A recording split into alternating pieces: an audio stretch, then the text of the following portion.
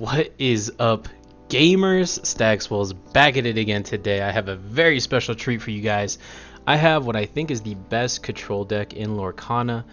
We talked about Stitch already. I think that was the best aggro deck. I do think that this red-purple deck I have for you guys today is the best control deck in the game. I'm very excited about it. Plays some of my favorite characters like Elsa, Mickey, Aladdin.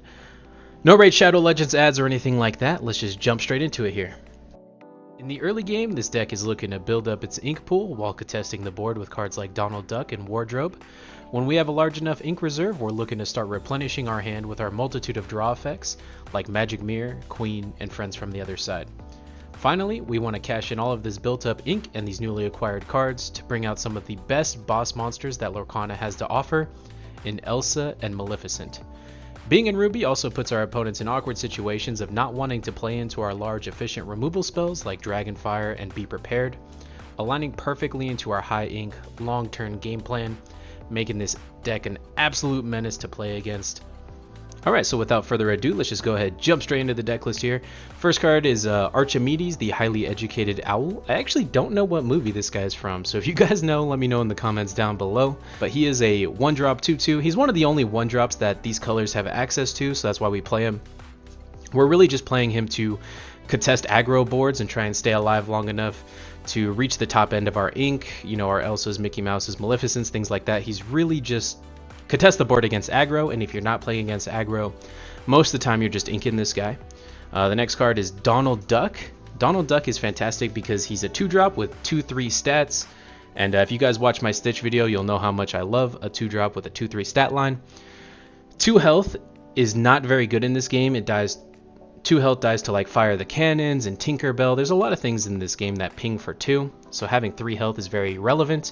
He's also able to kill most opposing 1-drops and live, so he can normally take out like 2 1-drops just by himself.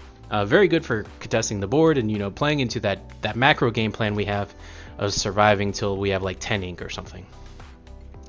We also have the small Elsa the Snow Queen. She's very good because she's able to shift into big Elsa. So for 6 mana, they could be playing against a big Elsa and not fully realize it. She's also fine to contest the board. Her freeze effect is also fine. She's able to freeze every turn, so if your opponent's trying to just sneak through that last 1 or 2 bit of lore, you could just exert when they play it and then attack it, not even giving them a chance to quest with their freshly played cards. So she's a good role filler in the deck. Not the strongest stat line, but has a lot of utility.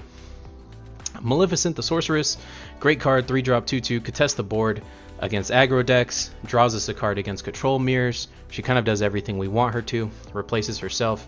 Just a fantastic role filler in the deck. The Wardrobe, this is just to contest the board against aggro decks for the most part. Against non-aggro decks, most of the time you're just inking this. Jafar, 4-drop 0/5, but he gets +1 for each card in your hand. This is very good because we're just drawing so many cards in this deck. He also quests for 2. This is very good to bait removal and mirrors, and then he has 5 health, so that's very good to contest the board against aggro. He's good in all matchups, and he's also inkable, so not really a lot to complain about with him. Zeus, 4-drop 0/4 with Rush, Challenge Force, so this is very fantastic for contesting the board. This is most of the time what you want to be playing on turn 4 against aggro. And against non-aggro, he quests for 2, kind of demands a removal spell in a lot of ways, so he's a fine card. Only downside to Zeus is he doesn't ink, that's my only complaint.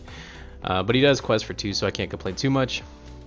And the Queen is a 5-drop. It's our only 5-drop in the deck, the only 5-drop minion. But every turn you can exert her to draw a card. So if it's early game and you're just now getting your engine rolling, you're kind of transitioning from the early game to the late game, don't ever quest the Queen until it's like the end of the game and you're about to win. You just really want to exert her to draw a card every turn. Even if you feel like you have enough cards, just keep drawing more cards.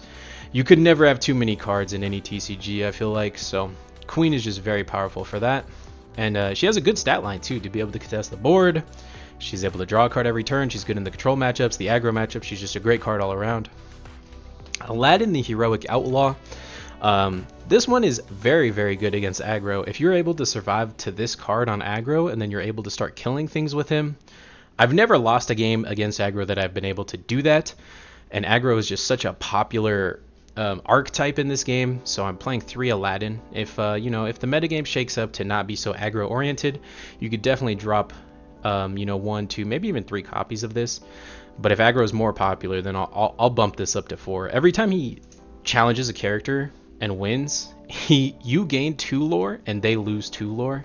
So he's almost like questing for 4 and removing a card. He's just so above rate when he's doing that, especially when he's doing that multiple times. Elsa is another one that's fantastic in control. Against control matchups, it's fantastic against aggro matchups. It's just good all around. Being able to exert 2 cards for more than 1 turn is just a huge tempo swing. Like, it's like they didn't play those 2 cards. You could take 2 turns to find an efficient way to remove them. Most of the time, like, they just never untap. You're able to kill them or efficiently remove them in some way before they're able to actually wake up and do things with those cards. Mickey Mouse, this one's just really good against the other control decks. He's able to quest for 4. He has evasive. You can't attack over him. Against aggro, he's pretty worthless though, and you're inking him most of the time in that matchup. Maleficent, fantastic card. It is a Dragonfire with a body. It's 7/5 body at that too. Against aggro, you're never surviving to this, and you're inking it every time. But against control, you know, being able to banish an opposing Elsa or Mickey Mouse and then having a 7/5 body for the cost of 1 card is just a little ridiculous. That's why I think it's one of the best cards in Lorcana. Befuddle, this is good to, again, contest aggro boards. If you're not playing against aggro, you're just inking this card every time. Dragonfire, fantastic card against everything. One of the only just straight spot removals in the game. I think it actually might be the only one. So when you're paying 5 cards to remove like a 8 cost Mickey Mouse or something, you're paying 5 ink to remove like an 8 cost card. You know, that's a ink positive. You're kind of putting your opponent in an ink debt when you're doing that. So very good card. Friends on the other side. Draw 2 cards. In this deck, it's very powerful. You run out of cards, so you just need to start drawing because you're inking so much, right? You're playing like 12 ink, and when you're inking that many cards, your opponent tends to have more cards than you, so it's nice to refill your hand with something like Friends on the Other Side. And if you don't need it, you could always ink it. This is like one of the best purple cards. Be Prepared is one of the best cards in the game, period. 7 cost, banish all characters. This is like the comeback card of all comeback cards. I can't tell you the amount of times I've just like totally got my opponent with this, you know? Sometimes they'll have like just a guy that quests for 1 out, and I'm just like, I'm just not going to do anything this turn. Go ahead. And then they'll quest the guy for 1, get 1 lore, play 2 more guys, pass it back to me, and I'll be prepared all 3 of them. Feels great. This card is absolutely fantastic. A little bit of patience goes a long way with this card, but you're able to, you know, get 3, 4, 5 cards worth of value for just your 1 Be Prepared. Really swings the game in your favor. This is like one of the most swingy cards in all of Lorcana. And then Magic Mirror, fantastic card. I can't overstate how great this card is. Like I said, you're building up to like 12 ink a lot of times in this deck. So if you're doing that, paying 4 ink every turn, so basically you have 8 ink and you're drawing 2 cards every turn. Like, this card is absolutely bonkers in every control mirror. And if they're not playing Magic Mirror, you're drawing 2 cards every turn. They're not. You're gonna win that game almost every time.